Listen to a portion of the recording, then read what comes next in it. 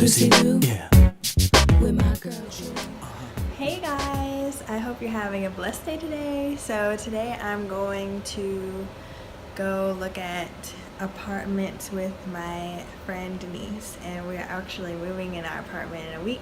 So we're gonna go look at the apartment today, and we're like super excited. It's not furnished right now, but it just opened up for us to actually be able to look at it. So we're gonna go look at that today, and then yeah, so I'm like super excited because this would be my first like real apartment. Right now I live on campus.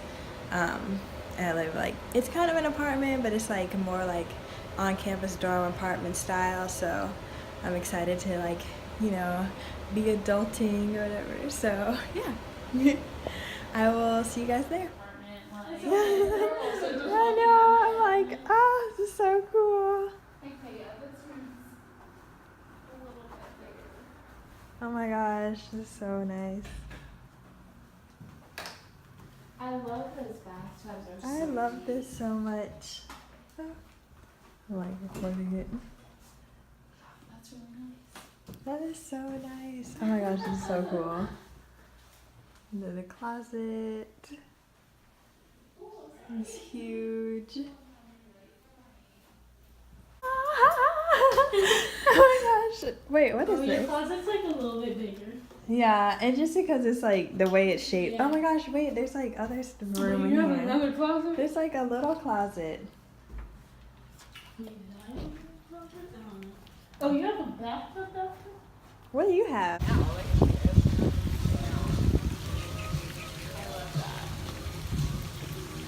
Rachel just lives here.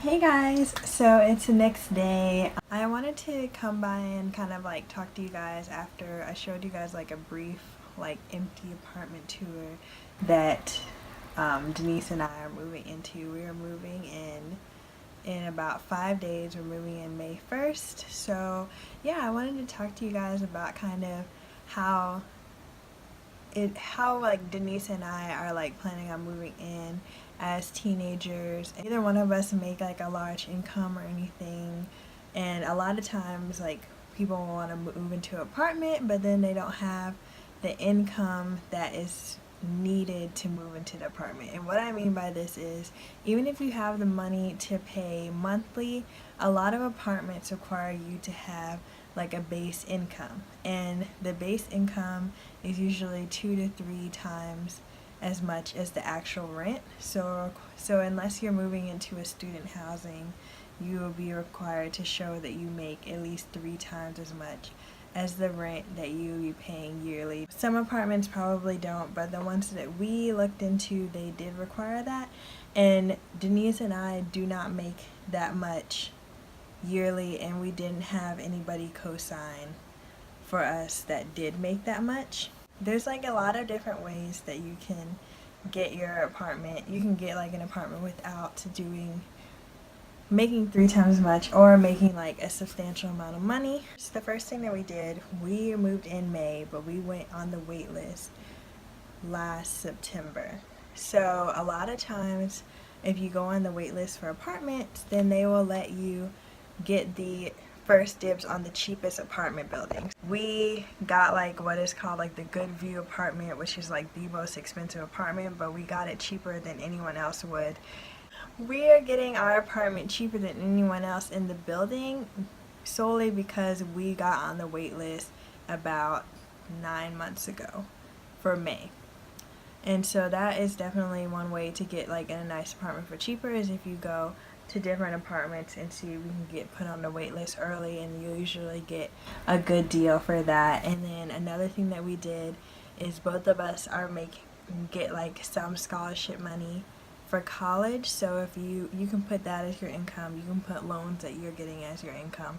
You can get any financial aid that you have, because I get financial aid, so as well as like scholarships. So that is, I put that as part of my income as well.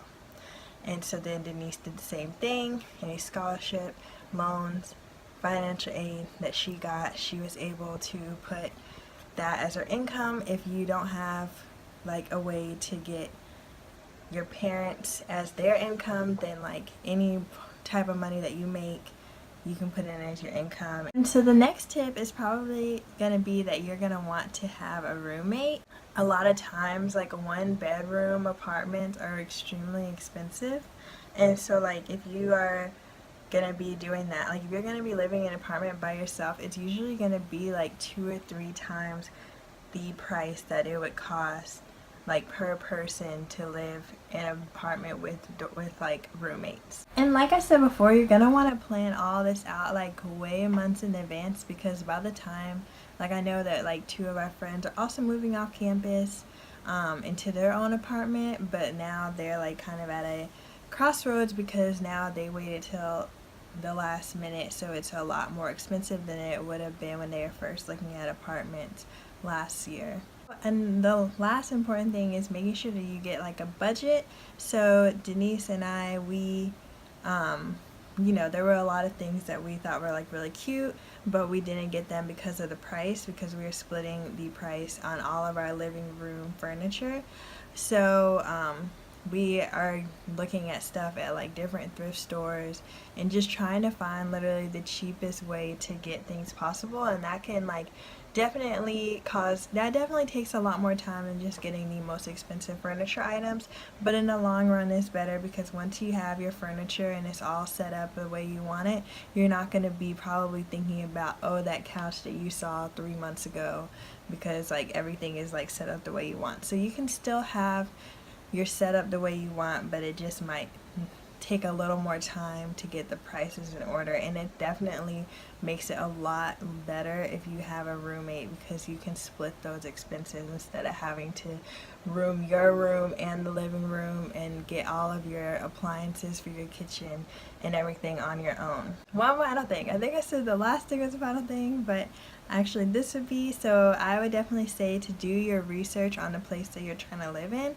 It's really important, because a lot of times you could be moving into an area that's not safe, and whether you're a girl or a guy and you're put in a situation where you're unsafe and you've already signed the lease, then like it's kind of like you're stuck there for the year unless you find a way out of it and move out, but then you'd be wasting your money for the entire year. So you definitely want to do your research before you go somewhere.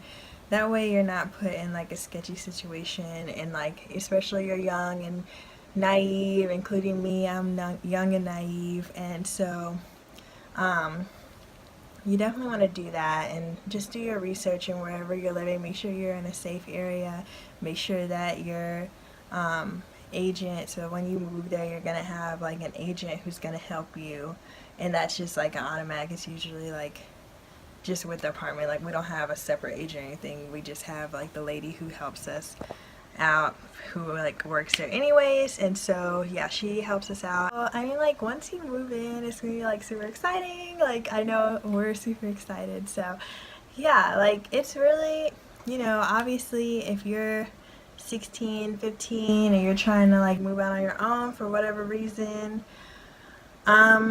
you know, it's definitely like a challenge if you, and it depends on like if you have a support system from your parents or any family members or friends.